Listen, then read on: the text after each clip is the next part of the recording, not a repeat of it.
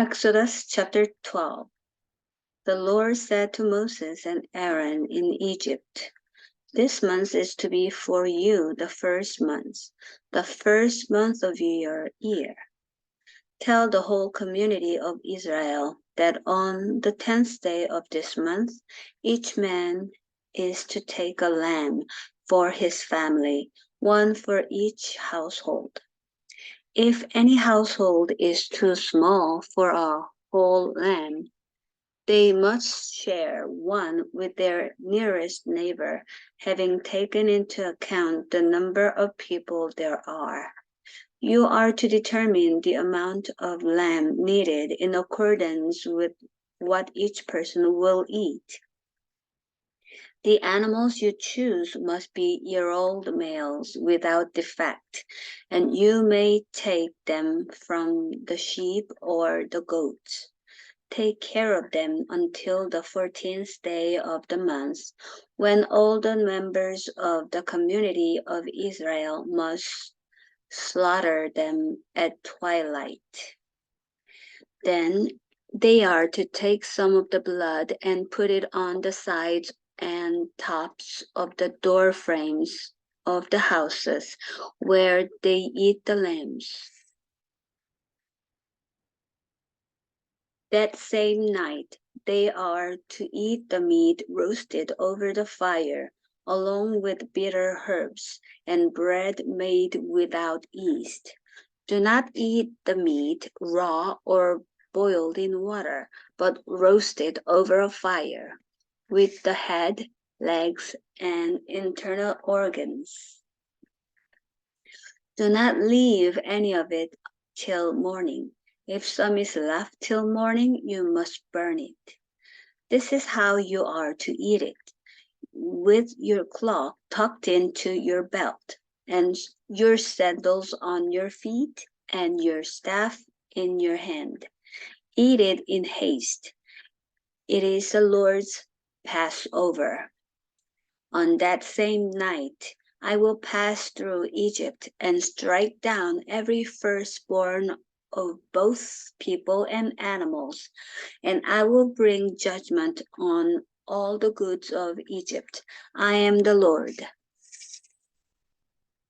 The blood will be a sign for you on the houses where you are, and when I see the blood, I will pass over you. No destructive plague will touch you when I strike Egypt. This is a day you are to commemorate. For the generations to come, you shall celebrate it as a festival to the Lord, a lasting ordinance. For 7 days you are to eat bread made without yeast. On the first day, remove the yeast from your houses, for whoever eats anything with yeast in it from the first day through the 7th must be cut off from Israel. On the first day, hold a sacred assembly, and another one on the 7th day. Do no work at all on these days, except to prepare food for everyone to eat. That is all you may do. Celebrate the festival of unleavened bread, because it was on this very day that I brought your divisions out of Egypt. Celebrate this day as a lasting ordinance for the generations to come. In the first month you are to eat bread made without yeast, from the evening of the 14th day until the evening of the 21st day. For 7 days, no yeast is to be found in your houses, and anyone, whether foreigner or native born, who eats anything with yeast in it must be cut off from the community of Israel. Eat nothing made with yeast. Wherever you live, you must eat unleavened bread. Then Moses summoned all the elders of Israel and said to them, Go at once and select the animals for your families and slaughter the Passover lamb. Take a bunch of hyssop, dig it into the blood in the basin, and put some of the blood on the top and on both sides of the door frame.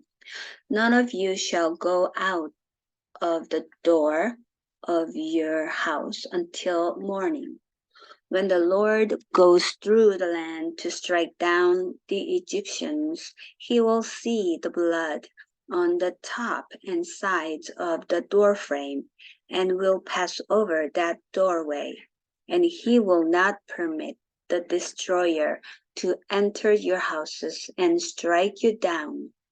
Obey these instructions as a lasting ordinance for you and your descendants. When you enter the land that the Lord will give you as he promised, observe this ceremony. And when your children ask you, "What does this ceremony mean to you?"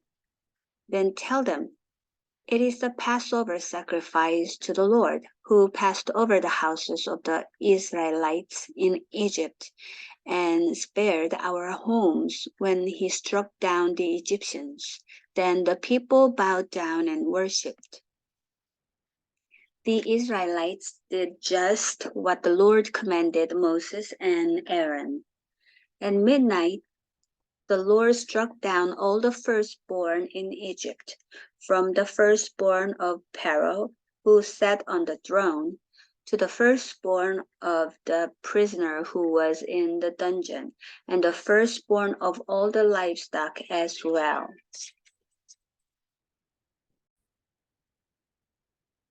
Pharaoh and all his officials and all the Egyptians got up during the night, and there was loud wailing in Egypt, for there was not a house without someone dead. During the night, Pharaoh summoned Moses and Aaron and said, "Up, live my people, you and the Israelites. Go worship the Lord as you have requested. Take your flocks and herds as you have said, and go, and also bless me." The Egyptians urged the people to hurry and leave the country, for otherwise, they said, "we will all die."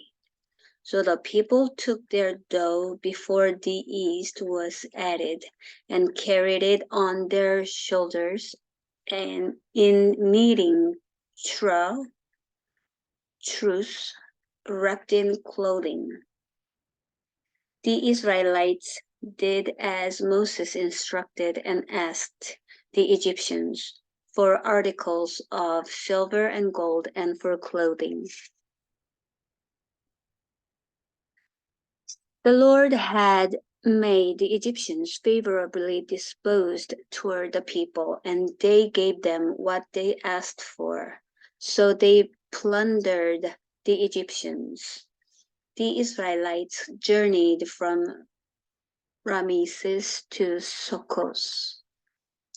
There were about 600,000 men on foot, besides women and children. Many other people went up with them, and also large droves of livestock, both flocks and herds. With the dough the Israelites had brought from Egypt, they baked loaves of unleavened bread. The dough was without yeast because they had been driven out of Egypt and did not have time to prepare food for themselves.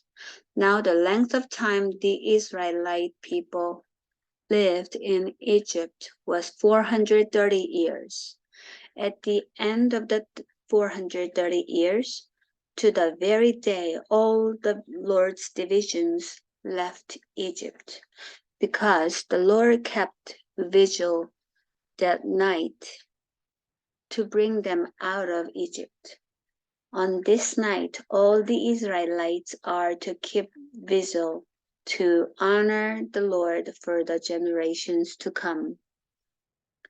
The Lord said to Moses and Aaron, "These are the regulations for the Passover meal. No foreigner may eat it. Any slave you have brought may eat it after you have circumcised them. But a temporary resident or a hired worker may not eat it. It must be eaten inside the house. Take none of the meat outside the house. Do not break any of the bones. The whole community of Israel must celebrate it. A foreigner residing among you who wants to celebrate the Lord's Passover must have all the males in his household circumcised. Then he may take part like one born in the land. No uncircumcised male may eat it. The same law applies both to the native born and to the foreigner residing among you." All the Israelites did just what the Lord had commanded Moses and Aaron. And on that very day, the Lord brought the Israelites out of Egypt by their divisions. Exodus chapter 13. The Lord said to Moses, "Consecrate to me every firstborn male, the first offspring of every womb among the Israelites belongs to me, whether human or animal." Then Moses said to the people, "Commemorate this day, the day you came out of Egypt, out of the land of slavery, because the Lord brought you out of it with a mighty hand. Eat nothing containing yeast. Today, in the month of Aviv, you are leaving. When the Lord brings you into the land of the Canaanites, Hittites, Amorites, Hivites, and Jebusites, the land who swore to your ancestors to give you a land flowing with milk and honey, you are to observe this ceremony in this month. For 7 days eat bread made without yeast, and on the seventh day hold a festival to the Lord. Eat unleavened bread during those 7 days. Nothing with yeast in it is to be seen among you, nor shall any yeast be seen anywhere within your borders. On that day, tell your son, I do this because of what the Lord did for me when I came out of Egypt. This observance will be for you like a sign on your hand and a reminder on your forehead that this law of the Lord is to be on your lips. For the Lord brought you out of Egypt with his mighty hand. You must keep this ordinance at the appointed time, year after year. After the Lord brings you into the land of the Canaanites and gives it to you, as he promised on oath to you and your ancestors. You are to give over to the Lord the first offspring of every womb. All the firstborn males of your livestock belong to the Lord. Redeem with a lamb every firstborn donkey, but if you do not redeem it, break its neck. Redeem every firstborn among your sons. In days to come, when your son asks you, "What does this mean?" say to him, "With a mighty hand the Lord brought us out of Egypt, out of the land of slavery. When Pharaoh stubbornly refused to let us go, the Lord killed the firstborn of both people and animals in Egypt. This is why I sacrifice to the Lord the first male offspring of every womb, and redeem each of my firstborn sons, and it will be like a sign on your hand and a symbol on your forehead that the Lord brought us out of Egypt with his mighty hand.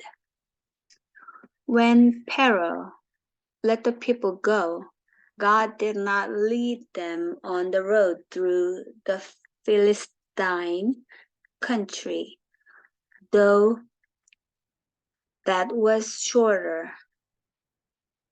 For God said, if they face war, they might change their minds and return to Egypt. So God led the people around the desert road toward the Red Sea. The Israelites went up out of Egypt ready for battle. Moses took the bones of Joseph with him because Joseph had made the Israelites swear an oath. He had said, God will surely come to your aid, and then you must carry my bones up with you from this place. After leaving Sukkot, they camped at Edom on the edge of the desert. By day, the Lord went ahead of them in pillar of cloud to guide them on their way, and by night in a pillar of fire to give them light, so that they could travel by day or night. Neither the pillar of cloud by day nor the pillar of fire by night left its place in front of the people. Exodus chapter 14. Then the Lord said to Moses, tell the Israelites to turn back and encamp near Pi-hahiroth, between Migdol and the sea. They are to encamp by the sea, directly opposite Baal-zebub. Pharaoh will think the Israelites are wandering around the land in confusion, hemmed in by the desert. And I will harden Pharaoh's heart, and he will pursue them. But I will gain glory for myself through Pharaoh and all his army, and the Egyptians will know that I am the Lord. So the Israelites did this. When the king of Egypt was told that the people had fled, Pharaoh and his officials changed their minds about them and said, what have we done? We have let the Israelites go and have lost their services. So he had his chariot made ready and took his army with him. He took 600 of the best chariots, along with all the other chariots of Egypt, with officers over all of them. The Lord hardened the heart of Pharaoh, king of Egypt, so that he pursued the Israelites who were marching out boldly. The Egyptians, all Pharaoh's horses and chariots, horsemen and troops, pursued the Israelites and overtook them as they camped by the sea near Pi-hahiroth, opposite Baal-zebub. As Pharaoh approached, the Israelites looked up, and there were Egyptians marching after them. They were terrified and cried out to the Lord. They said to Moses, what was it because there were no graves in Egypt that you brought us to the desert to die? What have you done to us by bringing us out of Egypt? Didn't we say to you in Egypt, leave us alone, let us serve the Egyptians? It would have been better for us to serve the Egyptians than to die in the desert. Moses answered the people, do not be afraid, stand firm, and you will see the deliverance the Lord will bring you today. The Egyptians you see today you will never see again. The Lord will fight for you. You will only to be still. Then the Lord said to Moses, "Why are you crying out to me? Tell the Israelites to move on. Raise your staff and stretch out your hand over the sea to divide the water so that the Israelites can go through the sea on dry land.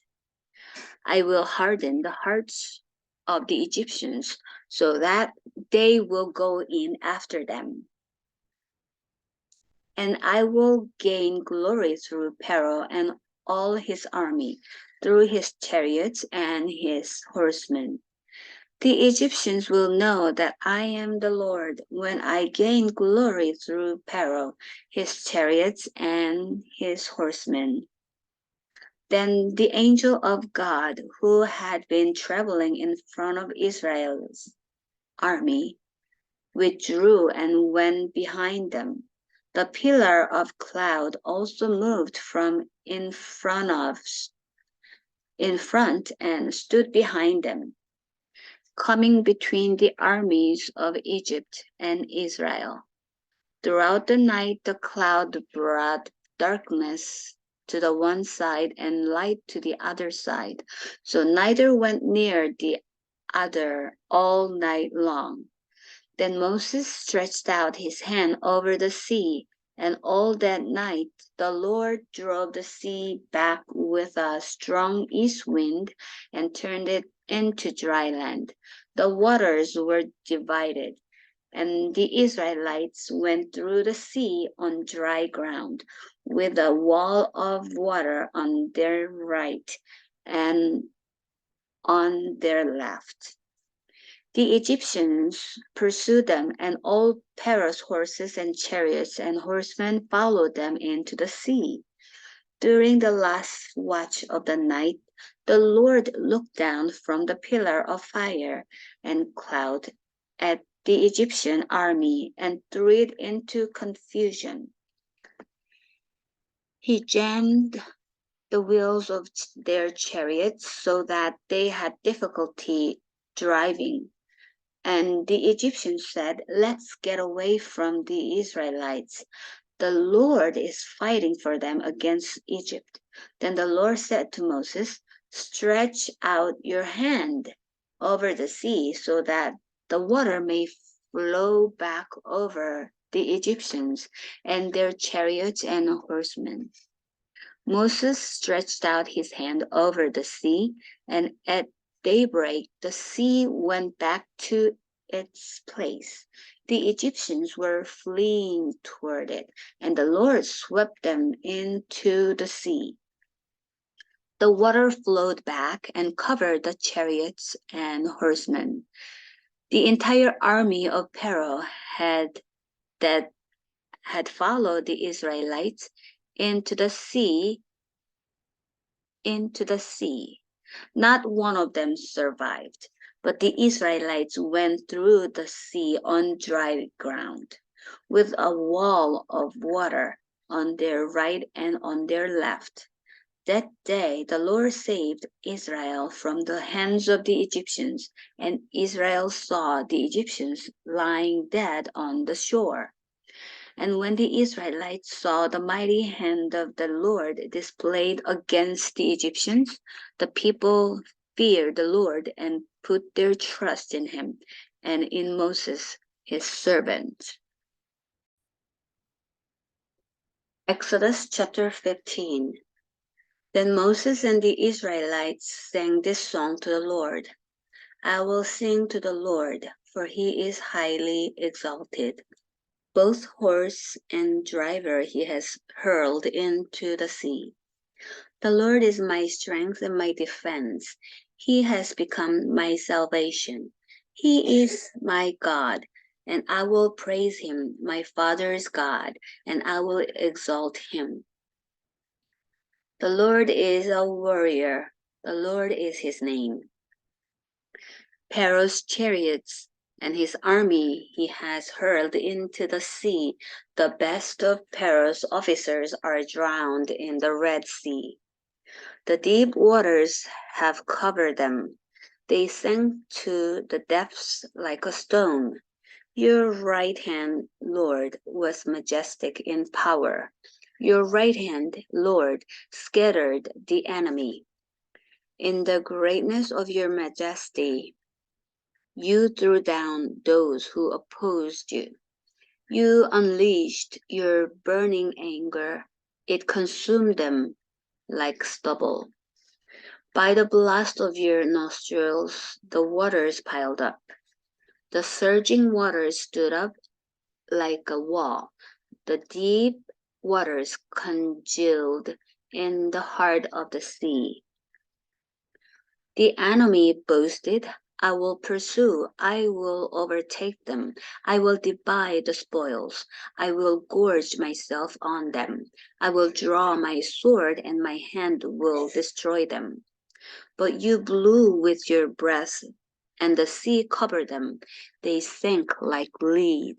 They sank like lead in the mighty waters. Who among the gods is like you, Lord? Who is like you, majestic in holiness, awesome in glory, working wonders? You stretch out your right hand, and the earth swallows your enemies. In your unfailing love, you will lead the people you have redeemed. In your strength, you will guide them to your holy dwelling. The nations will hear and tremble. Anguish will grip the people of Philistia. The chiefs of Edom will be terrified. The leaders of Moab will be seized with trembling. The people of Canaan will melt away. Terror and dread will fall on them. By the power of your arm, they will be as still as a stone until your people pass by. Lord, until the people you bought pass by. You will bring them in and plant them on the mountain of your inheritance, the place, Lord, you made for your dwelling, the sanctuary, Lord, your hands established.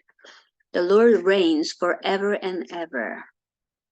When Pharaoh's horses, chariots, and horsemen went into the sea, the Lord brought the waters of the sea back over them. But the Israelites walked through the sea on dry ground. Then Miriam, the prophet, Aaron's sister, took a timbrel in her hand, and all the women followed her with timbrels and dancing. Miriam sang to them, Sing to the Lord, for he is highly exalted. Both horse and driver he has hurled into the sea. Then Moses led Israel from the Red Sea, and they went into the desert of Shur. For 3 days they traveled in the desert without finding water.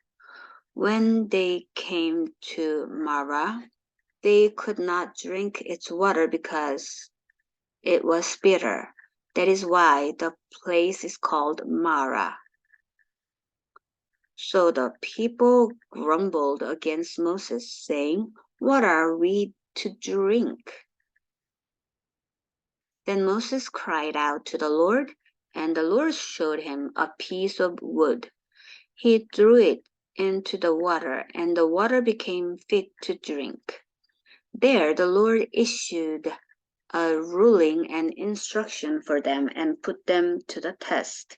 He said, If you listen carefully to the Lord your God and do what is right in his eyes, if you pay attention to his commands and keep all his decrees, I will not bring on you any of the diseases I brought on the Egyptians, for I am the Lord who heals you. Then they came to Elim, where there were 12 springs and 70 palm trees, and they camped there near the water.